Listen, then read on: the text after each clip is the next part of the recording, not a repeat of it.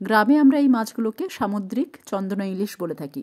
এটা খেতে খুব টেস্টি হয়। এই মাছগুলোকে ভালোভাবে কেটে ধুয়ে নুন হলুদ মাখিয়ে হালকা করে ভেজে আগে থেকে রেখে দিয়েছি। অন্যদিকে কড়াইতে তেল গরম হলে তাতে সামান্য একটু চিনি লালচে করে ভেজে নিয়ে কালো জিরে এতে করা পেঁয়াজ রসুন ভালোভাবে ভাজা ভাজা করে নিয়ে একটু আদা বাটা আর কোচানো টমেটো দিয়ে আবারও কিছুক্ষণ নাড়াচাড়া করার পর ওই মাছের সামান্য একটু তেল দিয়ে দেওয়া হলো। তারপর স্বাদ মতো নুন দিয়ে কিছুক্ষণ ভাজা ভাজা করে নিয়ে লঙ্কা গুঁড়ো হলুদ গুঁড়ো জিরে গুঁড়ো ধনে গুঁড়ো গোলমরিচ গুঁড়ো মেশানো জলটা দিয়ে দেওয়া হলো। ঢাকা দিয়ে কিছুক্ষণ ফোটানোর পর ঢাকনা খুলে যখন দেখবো গ্রেভিটা বেশ ভালো মতো ফুটে গেছে তখন আমরা আগের থেকে ভেজে রাখা মাছগুলোকে আস্তে আস্তে ওর মধ্যে দিয়ে দিলাম।